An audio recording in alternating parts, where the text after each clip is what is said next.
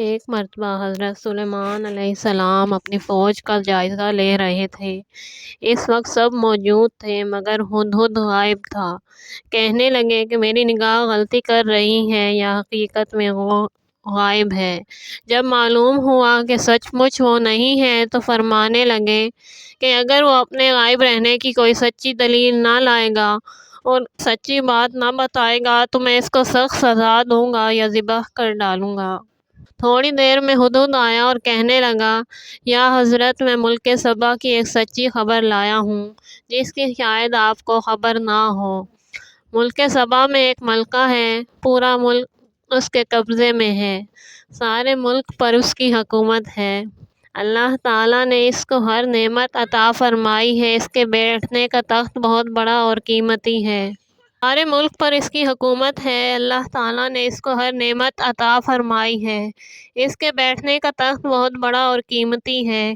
ایک نئی بات اور سنیے، وہ اور اس کی پوری قوم اور ساری رعایا سورج کو سجدہ کرتی ہے۔ مجھ کو تعجب اور بہت تعجب ہے کہ اللہ وحدہ لا شریک کو چھوڑ کر سورج کی کیوں پرستش کرتے ہیں۔ اللہ کے سوا کوئی معبود نہیں، وہ عرش عظیم کا مالک ہے، زمین و آسمان کی ہر چیز اسی کے قبضے میں رہتی ہے، چھپی اور کھلی باتوں سے وہ واقف ہے، پھر اس کو چھوڑ کر سورج کو سجدہ کرنا کیا مانی؟ حضرت سلیمان علیہ السلام نے کہا، اچھا میں تیرا امتحان لیتا ہوں کہ تو جھوٹ کہتا ہے یا سچ۔ یہ میرا خط لو اور اس کو ملکہ سبا کو جا کر دے دینا اور دے کر ہٹ جانا، دیکھو وہ کیا جواب دیتی ہے۔ ہدہد خط لے کر گیا اور خط اس کے اوپر ڈال دیا اور الگ جا کر کھڑا ہوا۔ ملکہ سبا نے خط کو دیکھ کر اپنی رعایا کو بلایا اور کہا، اے درباریوں، میرے پاس اس وقت شاہ سلیمان علیہ السلام کا بابرکت اور عزت والا خط آیا ہے۔ اس کا مضمون یہ ہے، شروع کرتا ہوں اللہ کے نام سے جو بڑا مہربان اور نہایت رحم والا ہے۔ سن لو کہ میرا مقابلہ سخت ہے، تم کو مجھ سے لڑنے کی طاقت نہیں، مجھ سے لڑنے کی ہمت نہ کرو، بہتر یہی ہے کہ مطیع اور فرما بردار ہو کر چلی آؤ۔ ملکہ نے خط سنا کر کہا کہ تمہیں معلوم ہے میں بغیر تمہارے مشورے کے کوئی کام نہیں کرتی، مجھے مشورہ دو کہ اب کیا کرنا چاہیے۔ درباری بولے، ملکہ معظمہ، آپ کو معلوم ہے کہ ہم لوگ کتنے طاقتور اور بلند ہمت ہیں، جنگ ہمارے لیے کھیل ہے، پھر سامان کی بھی ہمارے پاس کوئی کمی نہیں، ہم لڑنے اور مرنے کے لیے ہر وقت تیار ہیں، مگر ان تمام باتوں کے باوجود بھی آپ کی مرضی کے تابع ہیں، جو آپ کی خوشی ہو وہ کیجیے۔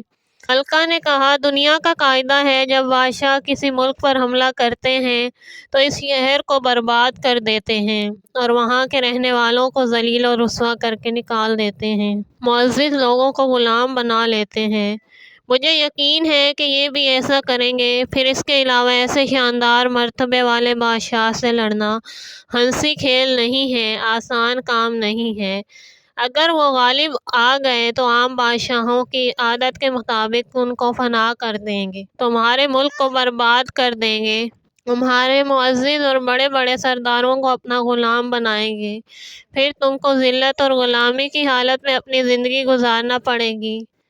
بتاؤ تمہاری کیا رائے ہے؟ آسان کام نہیں ہے۔ اگر وہ غالب آ گئے تو عام بادشاہوں کی عادت کے مطابق تم کو فنا کر دیں گے، تمہارے ملک کو برباد کر دیں گے، تمہارے معزز اور بڑے بڑے سرداروں کو اپنا غلام بنائیں گے، پھر تم کو ذلت اور غلامی کی حالت میں اپنی زندگی گزارنا پڑے گی۔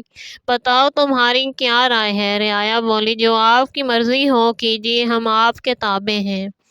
ملکہ نے کہا، خیر، میں اس وقت کچھ تحفے بھیج کر ان کا امتحان کرتی ہوں کہ وہ کس طبیعت کے ہیں، پھر دیکھا جائے گا۔ اس وقت تو یہ دیکھنا ہے کہ تحفوں کا کیا نتیجہ ہوتا ہے۔ ملکہ کے تحفے بھیجنے کا مطلب تھا کہ اگر وہ دنیاوی بادشاہ ہوں گے تو ان تحفوں سے خوش ہوں گے، تعریف کریں گے، وقت کی نگاہ سے دیکھیں گے، اگر نبی ہیں تو اس پر نظر بھی نہ ڈالیں گے۔ ملکہ سبا نے بہت سے نادر و نایاب تحائف دے کر اپنے درباریوں کو حضرت سلیمان کی طرف روانہ کیا۔ درباری جب تحفے لے کر حضرت سلیمان علیہ السلام کے پاس پہنچے تو انہوں نے کہا، یہ تحفے تمہیں کو مبارک رہیں، مجھے ذرا بھی ان کی خواہش نہیں۔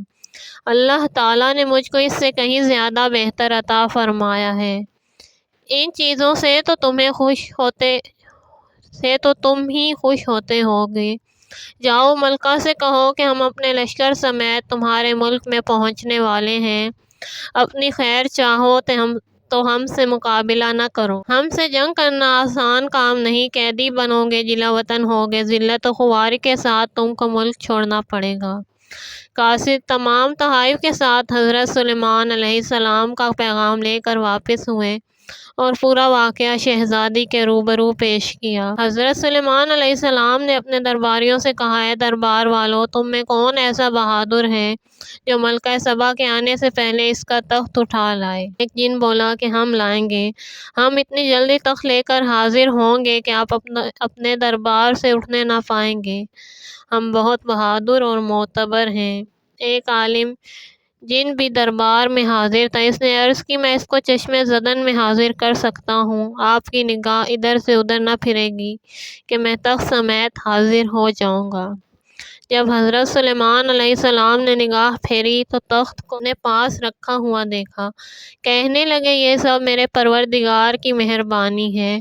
وہ ایسے ایسے انعام کر کے مجھ آزماتا ہے کہ میں اس کا شکر کرتا ہوں یا ناشکری، اور جو شکر کرے گا وہ اپنے ہی نفع کے لیے کرے گا، اللہ تعالیٰ کے اس میں کوئی نفع نہیں، اور جو ناشکری کرے گا تو اسی کا نقصان ہے، اللہ تعالیٰ کا کوئی نقصان نہیں، وہ بہت بے پرواہ اور کرم والا ہے۔